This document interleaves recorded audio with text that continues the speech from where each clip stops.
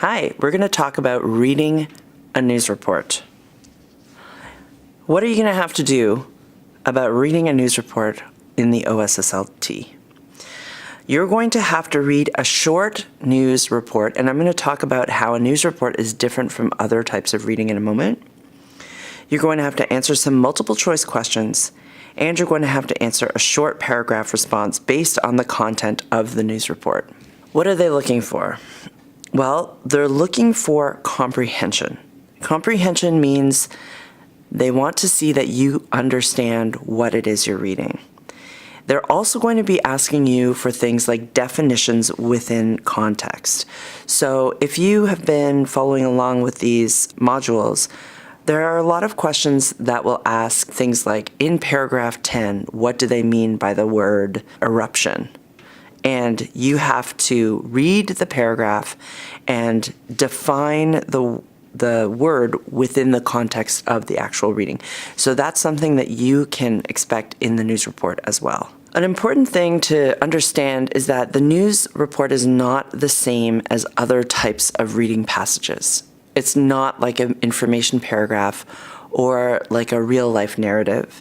It's its own special thing. What you want to understand is that it has an inverted pyramid structure.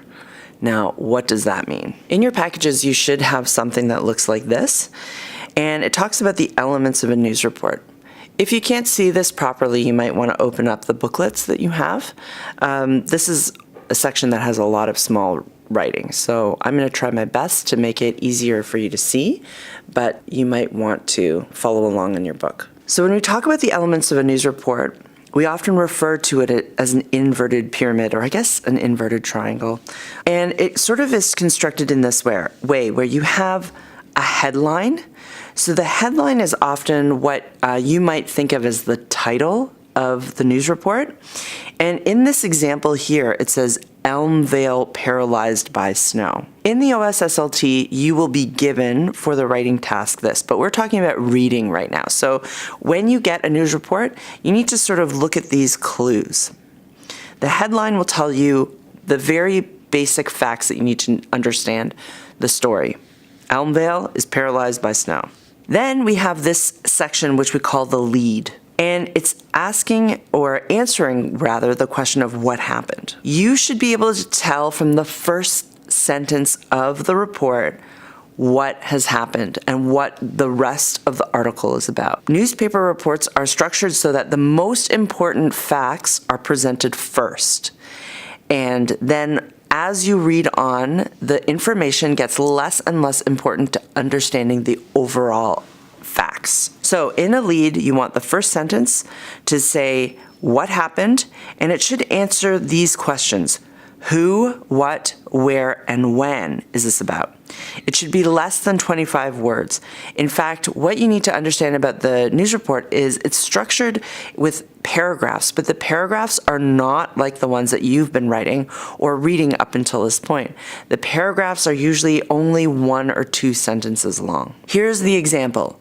On March 20th, 2013, in Elmvale, Ontario, there was a record-breaking storm that lasted over 48 hours. Here we have the who, Elmvale, Ontario, which is also the where. What happened? There was a record-breaking storm. And when? March 20th. So from that sentence, we know that the rest of the article is going to be about this record-breaking storm. In fact, we should have known that from the headline. As you go on, there are more and more details. It could be why it happened. It could be how it happened. It could be quotations from people that give other details. And the paragraphs, again, are usually only 1 or 2 sentences in length. And the language is simple, clear, specific. This is not where you're going to find things like metaphors. The language should be very plain. For example, the storm was so heavy that the residents of Elmvale were shut in their homes while the snow fell. Over 18 inches of snow fell in 12 hours. All of that is very plainly stated. It is not using any kind of flowery language. It is also not using any personal pronouns. So all of those formal essay writing guidelines, as far as not including I, me in the body of the text, applies here, okay? Everything should be in the third person. Then there are quotations. So the quotations sort of add first person or primary source references for what it is they're talking about.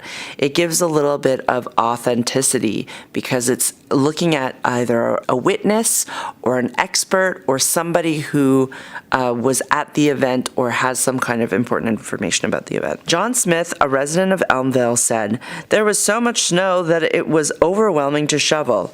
Luckily, teenagers helped the elderly clear their snow." That's the type of structure that you're looking at when it comes to both reading and writing a news report.